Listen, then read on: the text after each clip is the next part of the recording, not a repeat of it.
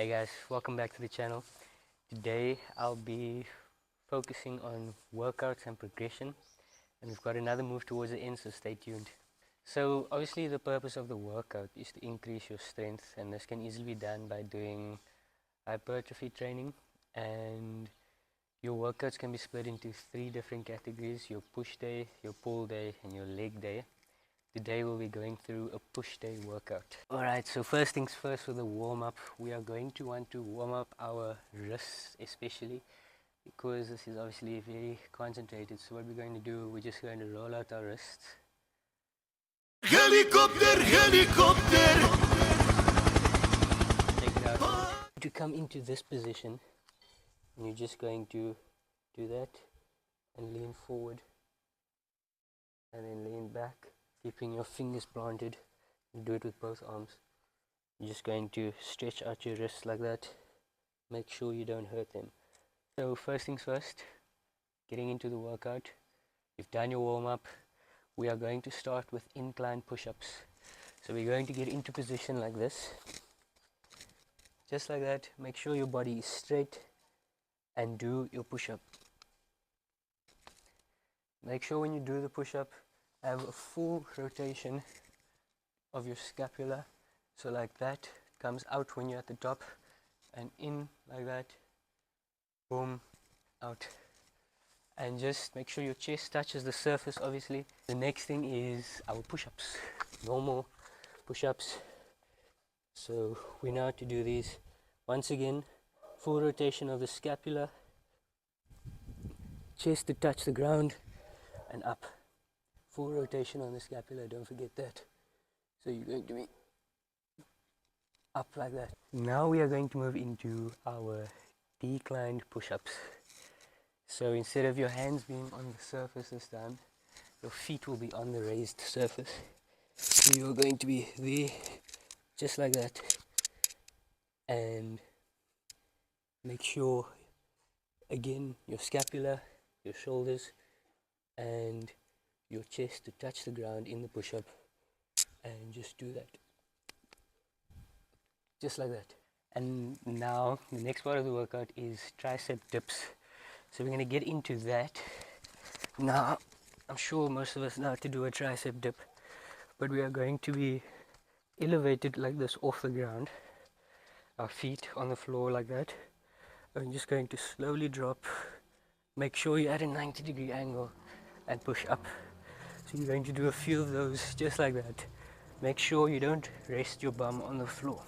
So the next thing we're going to get into is our pike push-ups. So we are going to be in this position here, just like that. And we are going to push up and out. Again, just remember to have your scapulas fully rotating. In that position, you're just gonna go. I said, baby, come hold this. Down and up like that. I'm gonna do a few of those as well. Now we are going to do the diamond push-ups. So obviously you put your hand in the shape of a diamond, just like that. You go there. Same thing, scapular rotation, chest touching, and back up. Scapular rotation, chest touching, and back up. Now for this one, you can either do your wide arm push-up or an archer push-up, depending on how comfortable you are with the archer push-ups. If you're not that comfortable, I'd recommend starting off with the wide arm push-ups.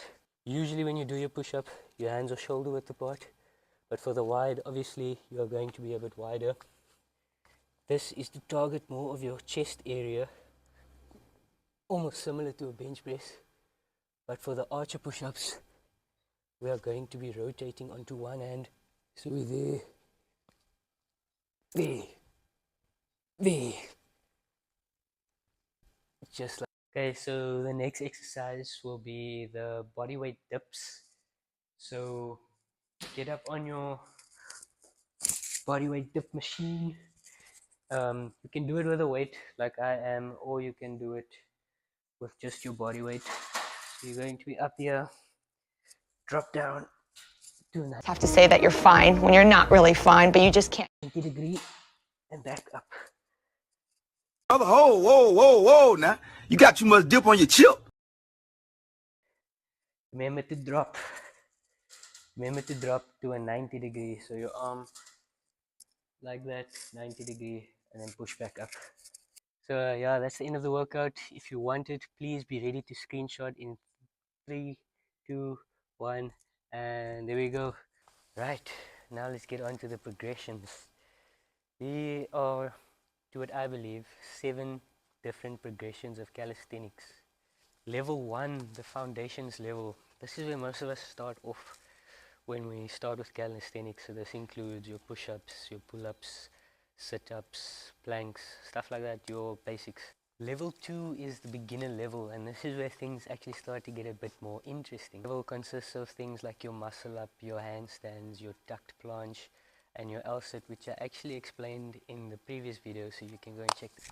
Level 3 is your intermediate level, and this involves things like handstand push-ups, your back lever, one-arm pull-ups, and your progression of the tuck planche. Level 4 is your advanced level, and this involves things like your 90 degree handstand push-up, your full back lever, and the straddle planche. Level 5 is your pro level, and this is where you advance into a full planche. You start doing straddle planche presses, your straddle planche push-ups, you move into your front lever pull-ups and your one-hand handstands. Level 6 is the elite level, and this is when you have full variations of your planche and full variations of your straddle push-ups and presses. Level 7 is the alien level, and this is the level where most of the moves that are done are actually named after the people who can do them. So that means obviously not many people can do them. I would consider myself as a level 2. So right, we've done the workout. Now we are going to move into our move for the day. And that is, I'm sure you've guessed it by the thumbnail, the handstand.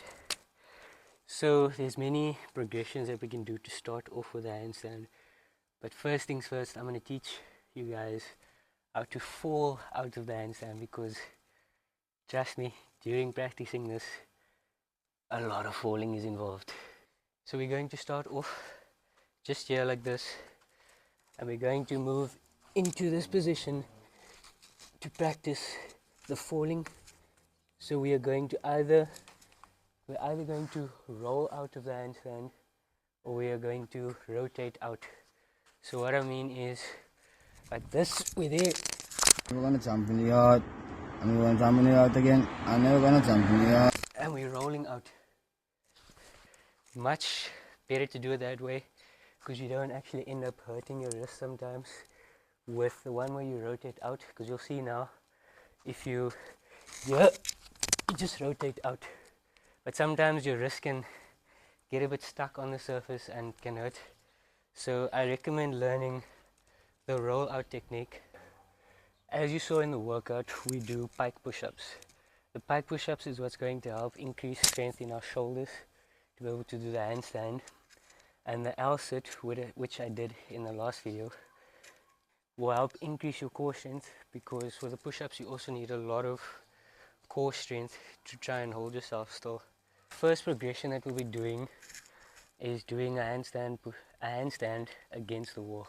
So the first progression of starting on the wall will just be your normal putting your hands, placing it close to the wall like this.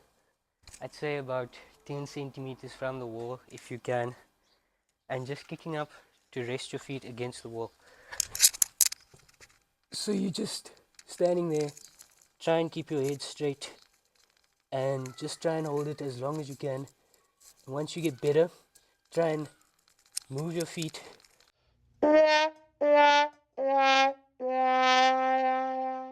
away from the wall a little bit. The next progression is a bit more difficult, so we start in reverse this time. So we'll start here, get into the pike push-up position, feet against the wall, and walk into the wall on your hands. Try and get as close to the wall as possible and hold it there as long as you can. Keep your back straight, engage your core. 2,000 years later.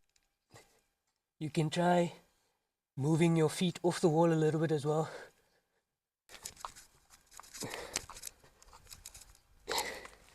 And then obviously to come out of the handstand, just reverse the procedure. So now we are going to progress into an unassisted handstand. So a few things you want to focus on is notice how that when we're standing normally, we have more balance and control when we're on the ball of our toes than when we were flat on our heels. It's easy to be pushed over. As you can see, they almost actually fell over from just doing that compared to when we are there. So with that, keeping with that in mind, we want to focus most of our weight on our knuckles closer to our fingers instead of resting it here on the ball of our wrist.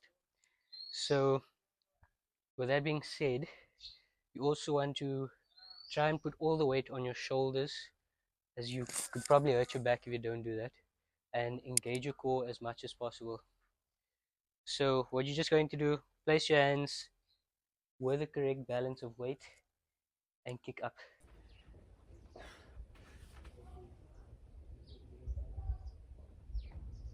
So there you have it. Obviously, the more you do it, the more comfortable you'll get with it.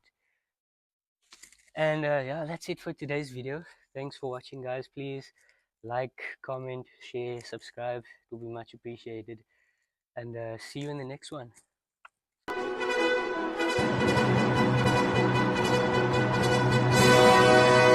You know what I'm saying? Simple as that.